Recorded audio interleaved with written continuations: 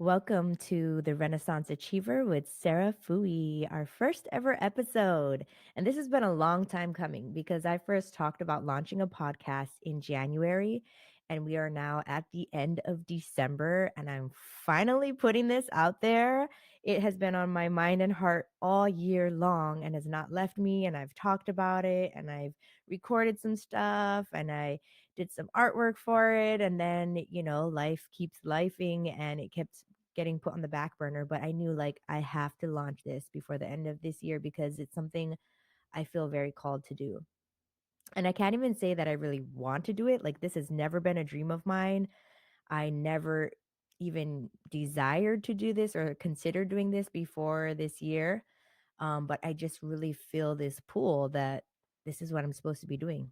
And so I'm following the call, and I'm doing what I'm supposed to do, and I'm getting up here and showing up cringe. I feel like this is like the ultimate cringe, showing up cringe, talking to myself into a mic, like hoping that somebody listens to me. But here I am. I don't even listen to podcasts, to be honest. Like, if someone I know personally puts something out there, I might listen to their episode, or I have a few friends that do podcasts and I'll check theirs out every now and then, but I just don't naturally go to podcasts. I'm really an audiobook person, and I'm usually taking some kind of course, so I'm just listening to the videos in the course when I'm multitasking, and I never really got into podcasts. So I'm not even sure what this is supposed to sound like. Like, what do people do in podcasts? I don't know. But I'm going to make up my own version of a podcast. Um it's kind of funny because I'm going to share an embarrassing story, but when I was a kid back in the early 90s, we didn't have cell phones to entertain us when we're bored. We didn't have iPads. And so sometimes when you get stuck on the toilet for a while, you just have to use your imagination to keep from being bored. And I remember I used to sit in the bathroom and talk to myself as if I were on a talk show being interviewed, think of like Oprah or Ellen or something like that. Like, I'm sitting there being interviewed as if I am somebody important and talking about myself. And it's just kind of funny that here I am today. I think that was me practicing for this moment where I'm going to get up and just speak in front of people and talk about myself. However, this time I am not on the toilet. I'm recording this from my office, aka bedroom. And yeah. Anyways, sorry mom. I'm already talking about toilet in my first episode. I'm sure she's embarrassed about that. But in this episode, I want to talk about what the name means, the Renaissance Achiever. What do I mean, the Renaissance Achiever? So, this idea first came to me actually 4 years ago. I got the idea for the name, the Renaissance Achiever. It was during 2020. I was doing this workbook called The Artist's Way. So, for any creatives, they might be familiar with this. The Artist's Way, it's like a workbook that helps you to tap into your creativity. And there's an exercise that you do called morning pages. And morning pages it's like journaling, but it's a little different. It's a free flow of consciousness, putting it down on the paper. And you do it the first thing in the morning before you do anything else when your mind is fresh. And you're not reporting on the day. You're not trying to do gratitude journaling. You're really just spilling out your thoughts. And in that unraveling of your thoughts, you begin to get clarity and you begin to recognize patterns, and you also get ideas and downloads that come through. And it was one particular day, I think I was feeling a little bit insecure about my desire to be known for so many different things. I was starting to get into the online entrepreneur world, and everyone's talking about niches. And I'm like, I hate writing a bio because I feel like if I call myself one thing, that erases these like five other really important parts of my identity. And, I don't want to be known for just this one thing because this, and this are also really important to me. And I feel like that's really frowned upon, that, if you are trying to do too many things, that you are known to be kind of scattered or distracted, or, I'm also very ADHD. I think a lot of People with ADHD can empathize with this, but it's like we're made to feel shame about this, right? Oh, you're jumping onto this thing now, or now you're doing this. And so I wanted to change the narrative around that and say, this is actually my superpower. And that when I'm working on this one thing, it actually fuels my energy in this other thing. Because when I'm stuck or stagnant in one area, I'm going to go to another project and work on that. And I get lit up and I get motivated and I get some wins. And that gives me energy to push back into that other project that feels stuck. Right. And so for some people, it might look like you're scattered. And we're always told you need to focus on one thing. But when you're a multi passionate and multi potentialite, having diverse things actually helps you to move forward faster and easier than you would have if you're just trying to laser focus on one thing. And that is not the narrative from a lot of people. They're always like, focus on one thing. You're distracted, and that's why you're not getting anywhere. And I get that. Like there are seasons where you do need to laser focus on something, right? Seasons of that. But that doesn't mean you have to completely eliminate everything else from your identity, from your projects, from your passions, right?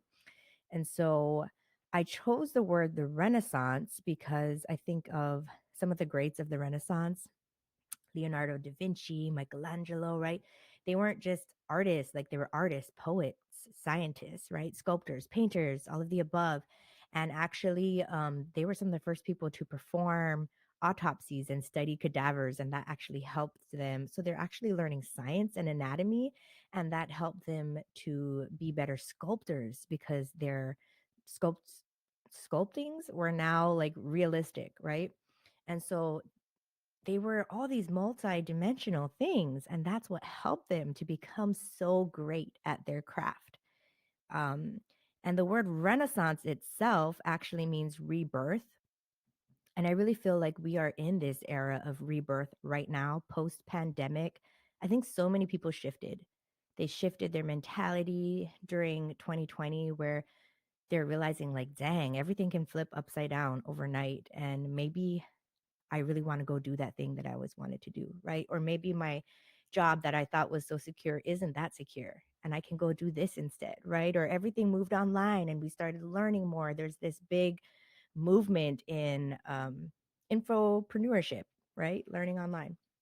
So, yeah, I just think there is a rebirth right now. And with AI simplifying so many things, it's freeing our hands. It's helping us accelerate in a way we've never been able to do before. We are in a rebirth era. And so this podcast is for those who are Renaissance achievers, who are multi passionate, multi-dimensional, multi potentialites, who are claiming their lives and creating the life of their dreams and moving forward in their calling to the things that they feel, you know, called to do, where they feel purpose. I actually I have a friend that I meet with every week. So a little side note, if you are familiar with ADHD, there is this tool called body doubling.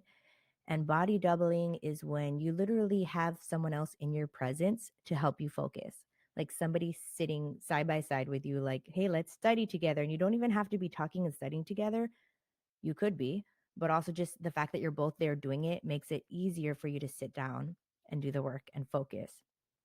And so there is something I do called a co working session, and I get on a Zoom call with my friend and we get on, we say, hey, this is what I'm going to work on today. And then we turn off our mics and we turn off our cameras and we go do that thing. And we're both sitting there.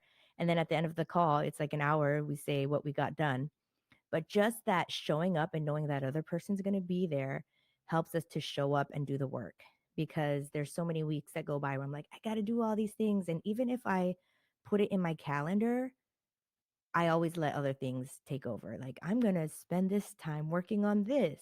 But if it's not an appointment, I won't show up. I'll let my kids take, precedence and all these other things. And so having that meeting, that accountability partner really helps me to get things done. And for example, this past week, he had to last minute cancel. Something came up and I was already at the computer. So I was like, no worries, no worries. I'm already here. I'll get some stuff done. And what happened, it was like cold and my bed looked warm and cozy. So I climbed into my bed and took a nap, which, wasn't a bad idea to take a nice cozy nap on a winter day. But I didn't get done the things I had planned to do because my body doubling partner was not there. So, anyways, super helpful tool if you're struggling to make progress on your goals or the things that you need to get done. Find an accountability partner, find someone you can body double with, get on a Zoom with them. You don't even have to be in person. So my friend Sam, shout out to Sam, I meet with him every week, and I told him about the name of this podcast and my idea for it. And I even used this quote. I was like, we're always given this negative connotation for being distracted or all over the place. Even there's this quote we keep hearing, jack of all trades, master of none.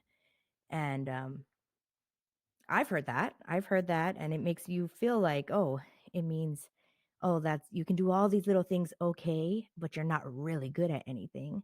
And I think a lot of people use that as a way to look down on people who can do a lot of different things.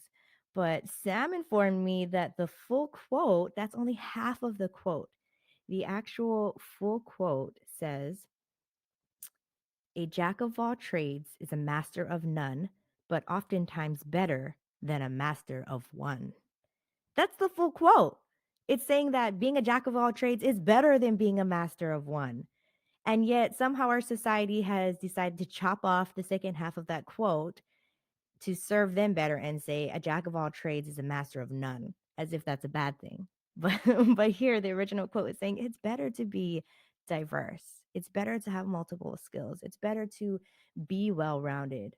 So I just wanted to share that with you because maybe that's old news to you, but I had no idea that was the full quote. I've been gaslighting my whole life into thinking that, it wasn't okay.